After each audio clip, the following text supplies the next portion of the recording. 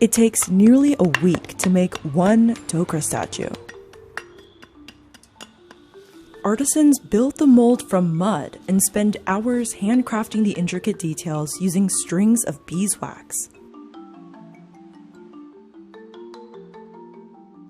Eventually, all of this will be lost to make way for metal. Tribes in India have practiced this art for 4,500 years. Rajendra was just 10 years old when he started learning the craft. वो चीज अगर कोई खरीद ले तो उसके लिए एक सोने पे सुहागा वाला सोना का चीज कोई खरीद लिया. But many artisans were forced to quit when India rolled out a controversial economic reform that threatened their livelihoods. तो कोरोना में फिर हमारे जो कौम के लोगों के पास में और कोई दूसरा व्यवसाय नहीं है. Now, many are searching for more sustainable careers. We traveled to Chhattisgarh in India to see how this centuries-old tradition is still standing. Dhokra art is more than a job for Rajendra, it's a passion. And his workshop has been a staple in the town of Kondagaon for over 10 years. He starts each day by mixing rice husk with black soil to make the clay. This blend keeps the model from cracking. तो वो ये ढोकरा का काम में कई बार उन्होंने हमारे project बना के फिर उसको देखे होंगे, तब जाके वो मिट्टी लोगों का चयन किए. और क्या पूरा काम हाथ से होता है और धीरे-धीरे होता है. He leaves it to dry in the sun for 2 days. This layer of wet riverbed soil helps smooth out any bumps.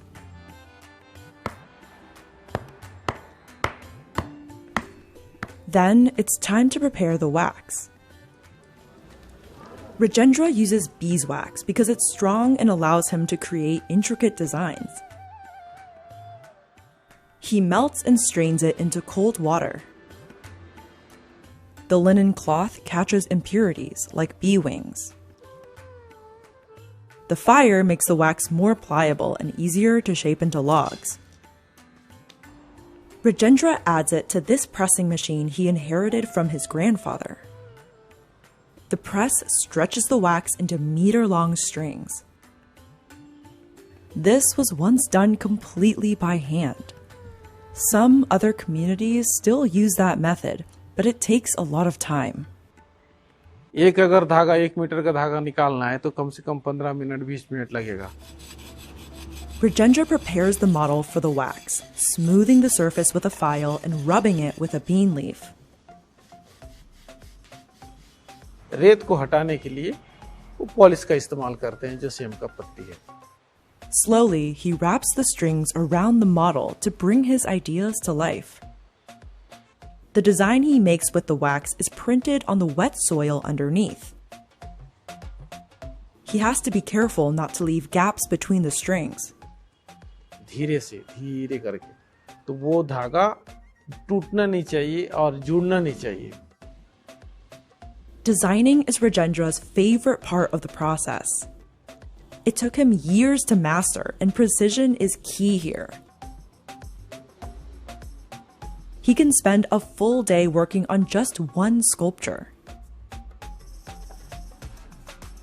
He comes up with his designs on a whim and improvises as he goes. अच्छा लगता है मतलब कि वो काम करूं तो उसका उसको जो भाव उस मूर्ति के अंदर लाना पड़ता है. हाथ से परफेक्ट नहीं होगा. 100 चीज का 100 प्रकार, थोड़ा ना थोड़ा सब जगह डिफरेंस होगा. ढोकरा का खासियत वही है. Most Dhokra sculptures depict animals and deities from tribal folklore. ये पहला स्टेप तैयार हो गया, ऐसा ये नंदी तैयार हो जाता है. जैसे नंदी का पहला स्टेप हो गया.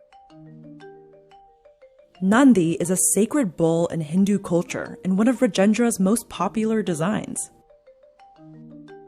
Many believe it brings peace and prosperity into the home. Rajendra has made hundreds of these sculptures over the years. He covers the model in another layer of soil. This method of creating two layers on both sides of the wax is called hollow casting. Rajendra makes two holes at the base that will allow the wax to melt and make way for the molten metal. He covers the model in another layer of termite soil and creates a funnel around the wax strip. उस pipe में पिघली हुई पीतल उसमें डाल देंगे तो जैसा जैसा मोम का अंदर बना हुआ है वैसा वैसा पीतल का रूप ले लेगा. Rajendra starts a fire in this brick furnace and uses wood from a forest nearby. He monitors the temperature throughout, keeping it at around 1300 degrees. The model sits in the fire for 2 hours until all of the wax melts away. If it's too hot, the model will crack and spoil. वो लाल होते जाएगा, पूरी लाल ईंट के सरीख लाल दिखेगा और metal पूरा melt हो जाएगा. तो हम लोगों को पता लग जाता है कि पक गया. Rajendra removes it from the furnace with a metal rod. तो हाथ बैठ जाता है. जब वो मॉडल को अपन लोहे के संसी से जब पकड़ते हैं तो वो अंडा की सरीख वो रहता है. लेकिन अपने को संसी कहाँ पकड़ना है, किस जगह में, तो वो पूरा काम मैनेजमेंट होता है. He melts pieces of scrap metal, including utensils and old machine parts.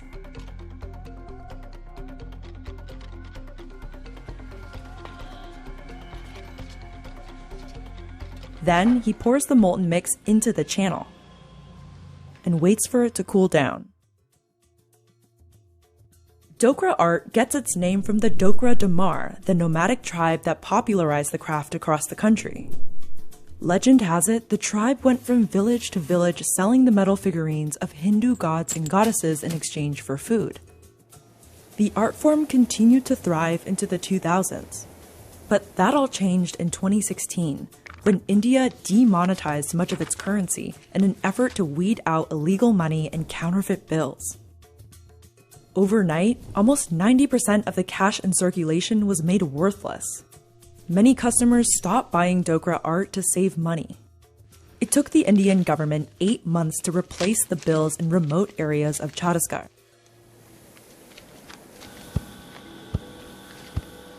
By the time it did, many Dhokra artists who depended on cash sales had to quit the craft to make a living. भाई हमारे पास budget नहीं है, पैसा है ही नहीं, market में पैसा है ही नहीं, ऐसा करके.